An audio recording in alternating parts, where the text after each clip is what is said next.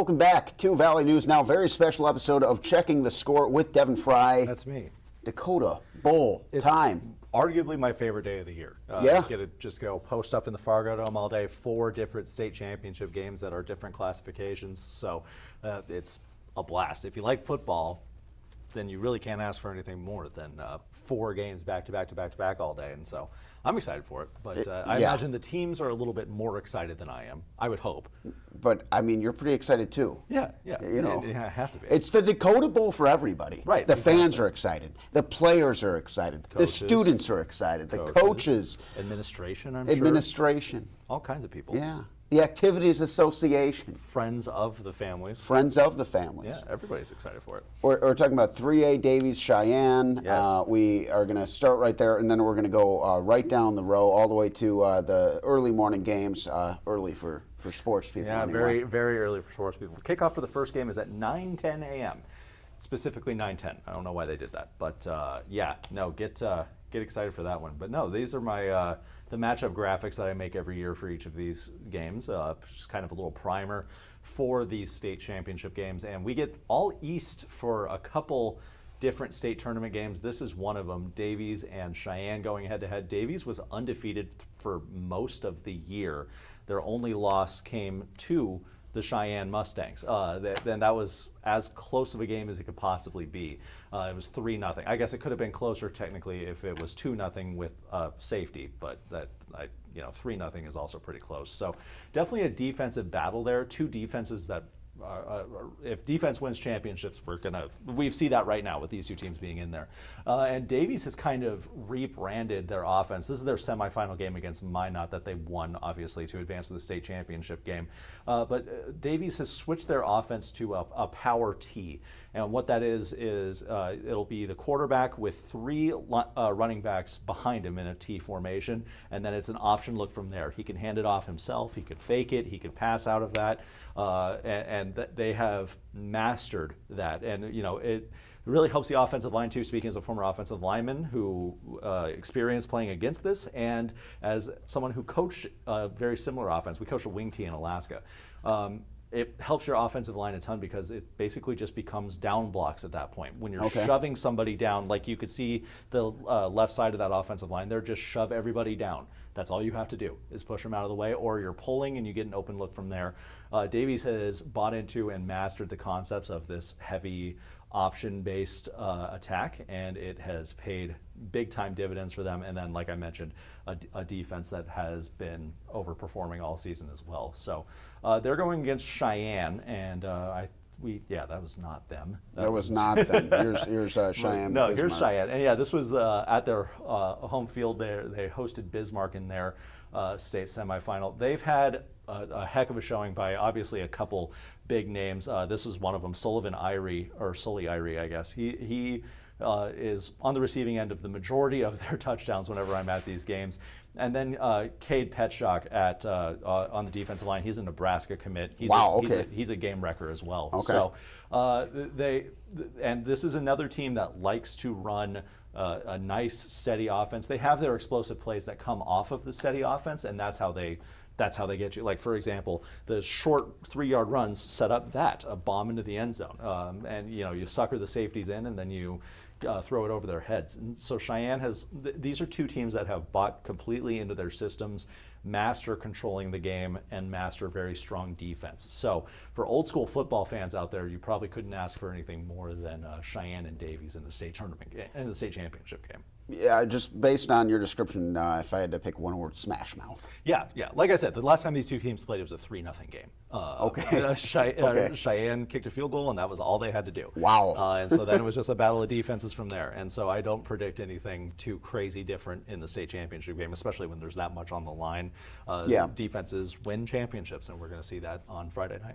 Do you think that there's any takeaways from that matchup or any adjustments that you could see being a factor? Oh, definitely. And that goes for both sides. When it's incredibly difficult to beat somebody twice. Yeah. And that's a very elementary take. It's not like the hottest take in the world, but it's true. People have repeated it for so long for a reason. And that's the takeaways that you get from those regular season matchups, and we're going to see that in a couple more of these games as well. it's huge, especially when you have an offense that's so option heavy as Davies, where they have so many moving parts to it. If you have a feel for what they're going to do, then that takes away a lot of the surprise of some of their offense. And so I think it's going to help Cheyenne quite a bit. I think it's going to help Davies quite a bit. So this is probably going to be just a souped up version of what we saw. I think the offenses are going to be able to move the ball a little bit better against the defenses based on mismatches they might have seen watching it on film that they could take advantage of now. But I think that'll get clamped down by the second half. So if you're going to, this is me talking to my weekend guy, Eric Moon. If you're going to be there for the first half. We need those highlights. But, that's the 3A game. Very excited for that one. I'm also extremely excited for the AA game, just on a personal level, because we were at Horace's first fall camp a couple of years ago, or I guess, 2 years ago now. This is their third varsity season. Horace preparing for their first ever season, and now they're at the state championship game. Red River also has not been at this stage for a long time. Their last appearance was in 1987. They're 0-2 all-time in state championship games, and so both teams looking for their first state title. It didn't take Horace nearly as long to get to this stage. A fun thing with Red River just this year is how dynamic of an attack they have. Of course, their defense is very strong. You don't get to a championship game without that. But with what Pierce Parks at the quarterback position, and Thomas Kraft has had some of the more insane runs that I've seen at the running back position. He was up for play of the week last week. Isaiah Wright beat him to it, but that'll show up on here as well. But the playmaking ability that Red River has kind of helped set them apart. And they had a lot of these pieces last year. Last year, they, I believe, were the 1 seed in the East. They were at least a top seed in the East. And they made it all the way to the state, they made it deeper in the playoffs. They were upset by Grand Forks Central, I believe. And Grand Forks Central made that Cinderella run. Yeah. And so Red River kind of had a bad taste in their mouth coming into this year, and this is the Thomas Kraft run, I think. This is one of his, they scored 35 points. How did he stay up? That was it. They had 35 points. He scored 5 touchdowns. We're going back. Yep, we're watching it again. Watch it again. But yeah, no, it's he has been, there's a face mask there. Yeah. He spins off of one. That's some insane core strength. Yeah, so Thomas Kraft has become a game wrecker at the running back position, which is valuable, especially at the North Dakota high school level. It's such a valuable thing to have. And like I said, he accounted for 100% of their scoring, against, except I guess he didn't kick extra points. So he accounted for 98% of their scoring against Wapton in their semifinal game. So Red River, they are undefeated, and they look every bit as good as they are on paper. I think Horace is a very solid team as well. Still young, but they're obviously have gotten older here in their third varsity season. They just honored their first senior class a little bit ago, but they have some weapons as well. But it's really just more about being fundamentally sound and buying into everything, and they're like that in every position. This is them playing in Minot. They're playing Minot North in their state semifinal game. This is a big man touchdown, by the way. And we got to go back and watch. We love a good that play, because that is just. Yeah, so he runs up into the hole there. He's met, and the ball pops out. Big man picks it up. Now, my coaches used to yell at me if I thought about picking up a loose ball. Okay. Because I'm a lineman. I'm not supposed to be running with the football. I'll probably fumble it. He had no hesitation there. He was ready to rock. That's good coaching by Harvey McMahon there. Horace has a lot more of a good spread attack that I like to see personally, just out of my offenses. And so I'm really excited for Horace just to be at this stage, especially this young in their history of a program. So, however, Red River does appear to be as good as they are on paper. So, last time these two teams played, it was a lot lower scoring than you would think. They played in the regular season as well. It went to overtime. Oh, wow. I don't remember the final score, but it was a one-score game in OT. So it is.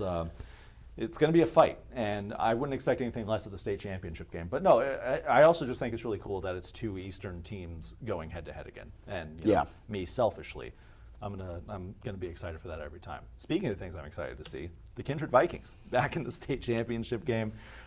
They haven't lost in quite a while. Going back to last year, they've won 24 consecutive games, looking to repeat as state champions. The Aggies won it before that the year before that. So Sorry about hey, that, whoa, folks. whoa. Everyone look at Adam's Google tabs, quick. But no, Velva Drake and Moose Garrison won it in that off year between them. Kindred is undefeated, and they just got Jake Starshevic back at the quarterback position. This is their semifinal game against Central Cass. That Costco guy dances everywhere. But they got Jake Starshevic back just in time for the second round of the playoffs, the quarterback position, and that's absolutely huge. He is crazy, and we saw some really good, him and Brooks Bacco picked up right where they left off, and Brooks is one of the better receivers that I've seen at the Class A level. He might be one of the best receivers I would see at any level. But Kindred still is committed to controlling the ball, let their big plays come out of play action passes, and Starshevic, his ability with his legs, which coming back from injury, I wasn't sure how he was going to, if he was going to be the same quarterback that we had seen previously. But he, his very first series, he capped it off by piling into the end zone from about 2 yards out.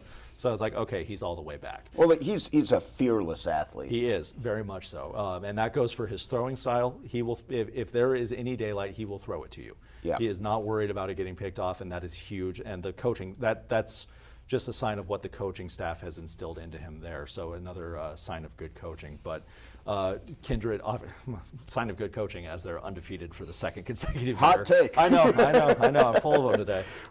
Meanwhile, Velva, I'm not as familiar with them, obviously, because they're out west, but they do only have one loss on the year. And do you want to guess who that's to? Kindred? It was the Kindred Vikings. The very first game of the year, Kindred defeated Velva to kind of start this going. And Was it close? It was close. I have the final score right here, but I just wanted to make it very clear that it was a 7-point game. Kindred won 13-6. So, do I expect the exact same thing? No. Kindred has been very good at adjusting the things. They beat Central Cass twice this season, and it goes for any Dakota Bowl team, any football team. Like, you don't get to the championship by being at your best week one. Right, exactly. So both teams were kind of trying to figure some things out that week one, and Velva responded very well. And so, again, I think the adjustment that Kindred's going to be able to make are going to help them a lot at this stage. But I'm excited for that one as well. And then the 9-man game. This is going to be a blast because I am somebody that loves offense, and in 9-man football, you get good offense all the time. But I'm going to read you some of the playoff scores from Lemoore Litchfield Marion's run here.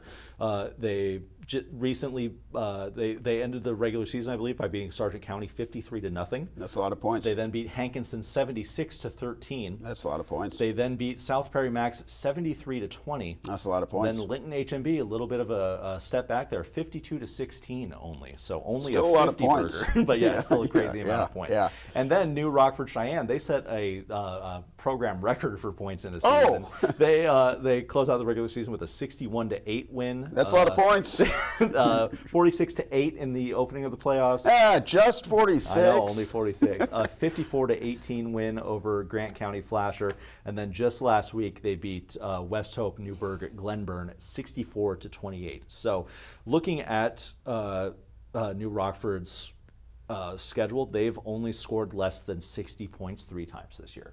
Lemoore Litchfield Marion is right there with them. So, as someone who likes offense and is very excited to see what offenses can do, especially at 9-man, where if you more space. I mean, I guess there's a smaller field, but not that's in Minnesota. In North Dakota, it's the same dimensions. So if it's if you break free from one person, odds are you're going to the end zone. And so I'm excited for all of our games, obviously, involving all of our teams. But another fun thing about this one is both of these teams are in our area, and so all but one team in the Dakota Bowl is in our viewing area for this one, and so a very exciting weekend of matchups for me. And that's just Friday. And then Saturday we got North Dakota State hosting Missouri State, first place in the Valley on the line. UND is up playing Denver, the top team in the country in hockey this week. So it's a very exciting weekend to be a sports fan around here, particularly if you like football, but also if you like hockey.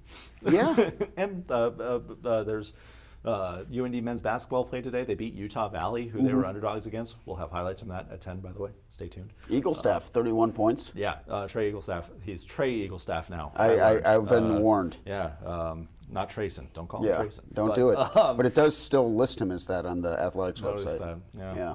Anyway, but yeah, he dropped 31 points on Utah Valley. So we're going to have highlights from that one. Eric Moon just got back from Grand Forks for that one. And then we got Region Championship Volleyball and Eastern Dakota Conference Volleyball Tournament games. We're all over the place as always. So stay tuned. Fun stuff coming up on the Red Zone.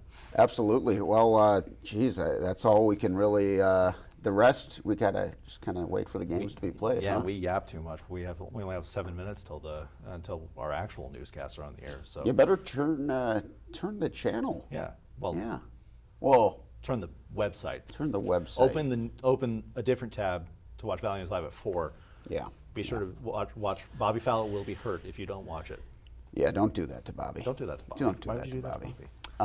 Should we do rapid fire NFL picks? Yeah, let's do that real Yeah, fast. let's get We got a that. little bit of time. Let's get that. We got a little bit of time. I'm going to pull up the NFL schedule. And we'll just go rapid fire. Rapid Ba, ba, fire. ba, ba, ba, ba, ba. You know, that's the Chris Berman music. Yeah. Whoop, that one. Yeah, Washington at Philly. Philadelphia has a big winning streak against division foes, going with Philly. They're the better team. Washington hasn't played anyone real. Speaking of not real, the Bears, not real. Not real. They're going to lose to the Packers. That's going to hurt my feelings, and I'll be sad all day. I agree. Detroit hosting the Jacksonville Jaguars. Battle of the Cats. If they were real cats, maybe a different outcome, but I'm going with the Lions. Who would win between a Jaguar? I feel like still a lion. It's like bigger. Is it a male lion or a female lion? I feel like it would have to be female Yeah, for for like it to the be an sakes of even like they're matchup, better yeah. Okay. fighters. Yeah, no, I am going with Detroit because they're not animals, they're people. Exactly. In helmets. The Tennessee Titans hosting the Minnesota Vikings. Titans offense bad. Vikings defense good. Vikings by many points. Oh wow, okay, yeah, I'm going with Vikings. Probably not as many points, but going with the Vikings. It's only a 6-point spread. I'm hammer Interesting. the over. If you're going down to Dakota Magic Casino, maybe. What are you doing? Maybe they know something we don't. Maybe they're concerned about Darnold's interceptions. Maybe, yeah. That was a troubling thing last week. It was. We'll see. We'll have to have more Vikings talk another week.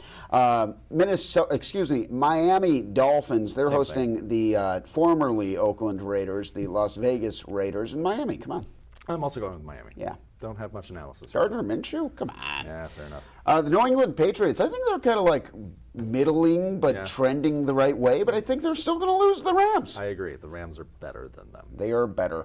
Cleveland Browns visiting your New Orleans Saints, and I saw you on the pick sheet, and I saw you had a deep sigh similar to the one that we just heard. Yeah, Browns. Oh, Browns. okay. Me too. Fair enough. I understand.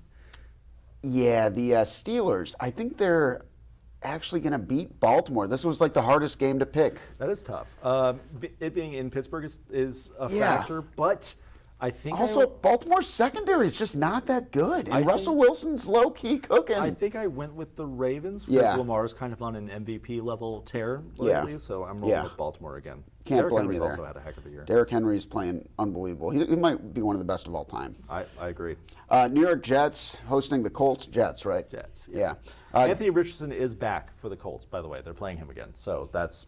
If that matters to you, it doesn't to me. Shouldn't. All right. He's not very good. Denver hosting Atlanta. Denver, just out of my dislike for Atlanta, and it's in Denver. Denver's defense is really good. Also that. I'm going Denver in altitude. San Francisco hosting the Seahawks. I feel like San Fran might go kind of crazy. Yeah. Now that McCaffrey's healthy, they're starting to get healthy. Yeah. Out game. I agree. I think so. Real tough one. Buffalo Bills hosting the Kansas City Chiefs. That is tough going with the Chiefs because I don't see them losing yet. I went with the Bills because I think they're due. I think Kansas City's due to lose. Like, they've had a lot of really close games. They barely beat the Broncos. I think the Bills are a really good team. That's not a crazy take either. The Bills are super solid. Yeah, yeah. So I think that Kansas City, I just don't see them. Maybe this is their one loss all year, and then they beat the Bills in the playoffs like usual. Probably, yeah. LA Chargers hosting the Cincinnati Bengals, and I can't remember who I took here, but that's Sunday Night Football, huh? Yeah, I mean on NBC. Stay tuned. I don't remember who I took, but I'm leaning Bengals. I think I went with the Chargers. Okay, perfect. I don't have a solid reason for why, but the Cowboys stink. Cowboys do stink. And that's Monday Night Football, so find something else to watch. Well, maybe. watch the first half as Houston goes up on Dallas. Well, the sun will be down in Dallas, so that'll be helpful. Yeah, CeeDee Lamb will get. There's got to be some NHL on or NBA on. You do something. Go hang out with your family. Don't be prepared to watch horrible game. Me at 10. Yeah. That's all I got. That's Perfect. everything I have to plug. That's all we got. Enjoy the Dakota Bowl, and we will see you next time. Thank you for checking